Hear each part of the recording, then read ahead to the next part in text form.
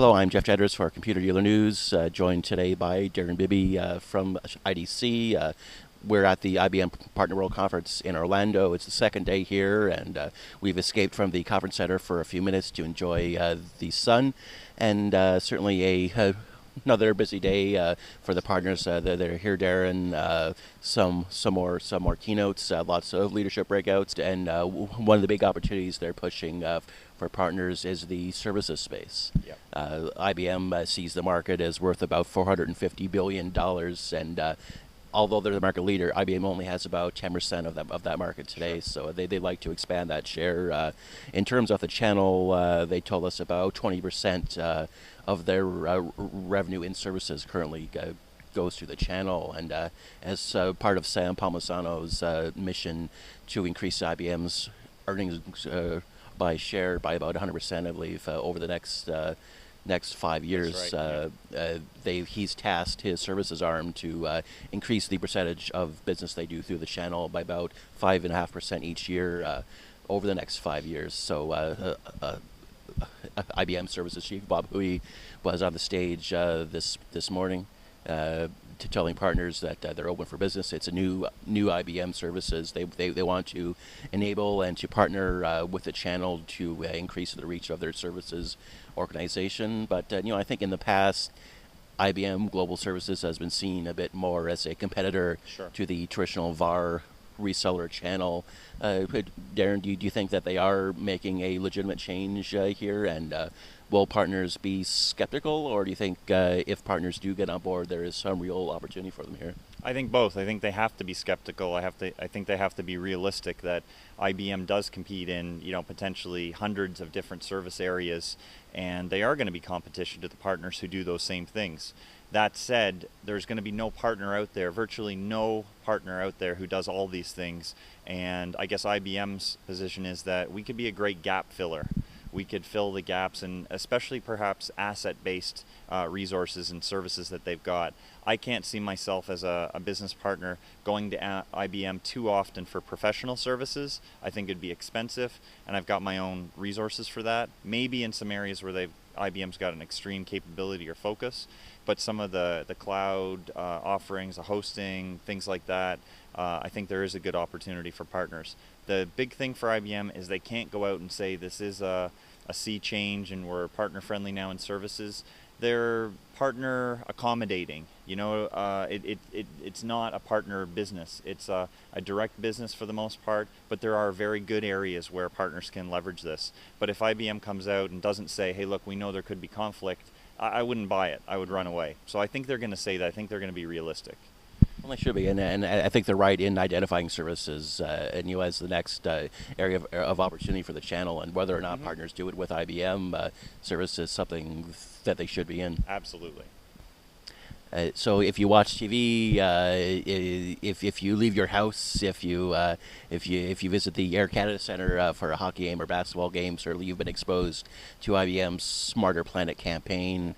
It's a major marketing push that IBM has undertaken for about the last year or so to do with viewing IT as a transformative force for good in society. They give examples of working with governments around the world to improve traffic flow, to improve healthcare, and of course, underlying this all, IBM insisted today that no, this isn't just about marketing. This is about real technology. But I think when you look at some of the underlying technology and some of the philosophies and ideas underneath it, it's not really all that new. Analytics is something that's certainly hot, but it's been being talked about for a number of years now. A few vendors working on that. The cloud is part of it, and lots of it just seems like basic IT infrastructure optimization and productivity gains. Productivity was the former buzzword that I think all IT vendors use just to sell more technology. I'm wondering, Darren, how real do you see this Smarter Planet being? Is it just a marketing campaign? Is it real? And if it is just marketing, is that necessarily a bad thing? Well, I think it's a very aspirational and inspirational campaign. I think these are I don't think a lot of the business partners are going to be solving traffic problems. They're going to be solving some smaller problems that mid-market companies have. Very important problems to those mid-market companies. But I like the campaign because it inspires people to think about what's possible. And again, Watson on Jeopardy is just such a great example of what's possible with some of this technology. Mid-market companies aren't going to be buying the Watson technology right away, but they might be inspired by it, and they might say, well, maybe not at this level, but what about at this level? What could we do? So I do like the campaign. It's very similar to 10 or 15 years ago when we had the e-business campaign. You knew that IBM did a lot in this space, but it didn't have to be very specific in those ads as to what it was. So I do like the campaign. I find it inspirational. I find it interesting. They've realized that they've had to change it a little bit for the mid-market. Now they say mid-market is the engine for a smarter planet. So that's been a bit of a change, and they've had a lot of case studies.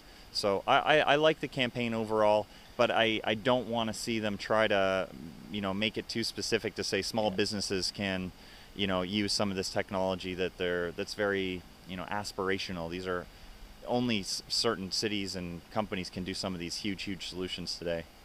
And certainly it has been high visibility, and even if it leaves many people not really knowing what Smart Planet is, I guess. They'll ask some questions, won't they? Yeah, they'll ask some questions, and it might drive some conversations between customers and their partners, and that's never a bad thing. That's right. For the channel. But speaking of marketing and promotion, certainly even more high profile, but both here and online has been Watson, the IBM supercomputer that for the last 2 nights has been taking on the champions on Jeopardy, and has been stumping them, I understand. Unfortunately, we've been busy here. Yeah, me too. I know it did well on day 2.